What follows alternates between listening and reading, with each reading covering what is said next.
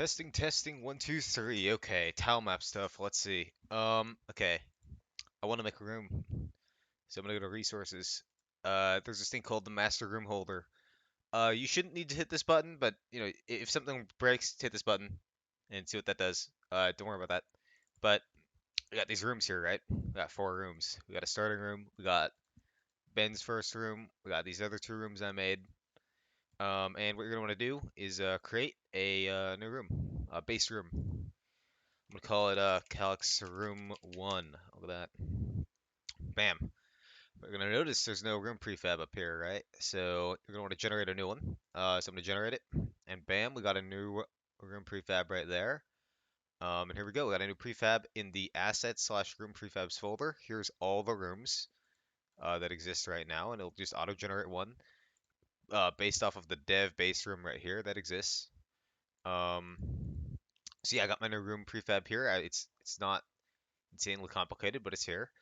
The important parts right now are when you click on the room prefab itself, there's this script called the room controller here, right? And it's pretty basic, but every time you make a change that involves adding new things or anything of that nature, you're gonna want to hit this update room button down here, right?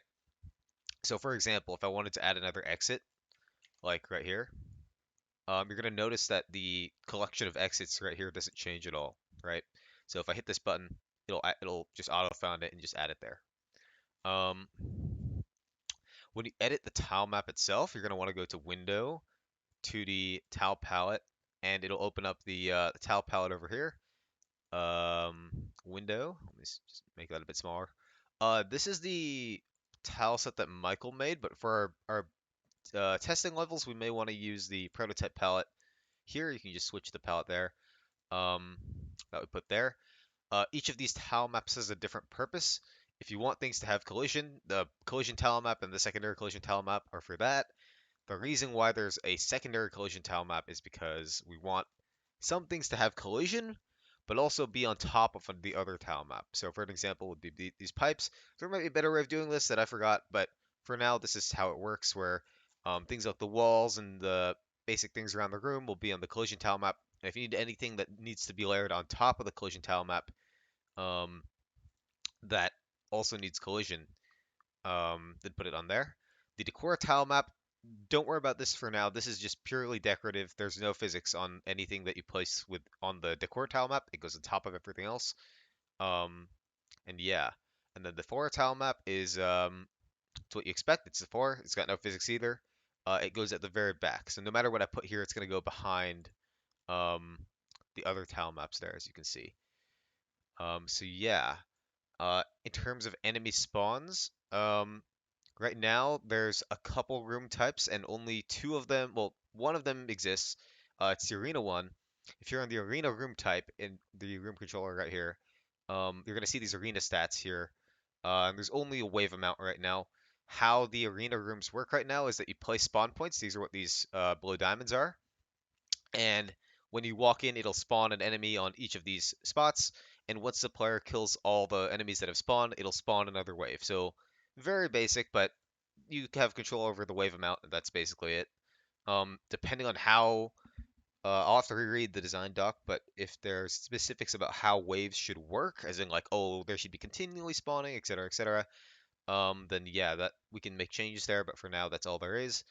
Um, the combatant spawners, feel free to just dupe these and just place them around. They'll auto figure it out. There's no specifics on what enemy to summon right now, mainly because we only have one, but it's set up to spawn a random enemy placed in the resources enemies folder. If you have an enemy in here, it will add it to the master enemy list and figure it out from there. So that's how that works. And yes, if you add more combatant spawners, then you're going to want to hit that update room button down here whenever you add anything new. Um, so yeah, that's about it when it comes to adding new rooms. If you want to add interactables, you can add them there. Doors over there. Enemies, don't worry about that. Well, the spawners will automatically spawn the enemies there. Oh, another thing. If you want to test your room, so I have Calyx Room 1 here. It's an arena type room that spawns 2 waves of enemies with 4 spawners. Just gonna save that just in case. How to test it, right? So here's the demo scene. There's not much in here. There's no room. You're going to notice that. And the reason for that is because there is actually another scene called the room scene, which just has the room manager, and it is in charge of doing all that. And that scene gets loaded on top of the existing scene. So don't worry about any of that. What you do want to worry about is that there is something in the resources folder called the master room holder. And you're going to see that I didn't manually put this here.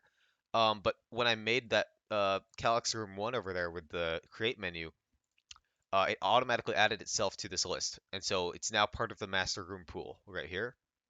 And so I'm going to drag that element up if I want to just test out this room right away. And what you're going to notice is it's just going to start us off in this room. And that's about it.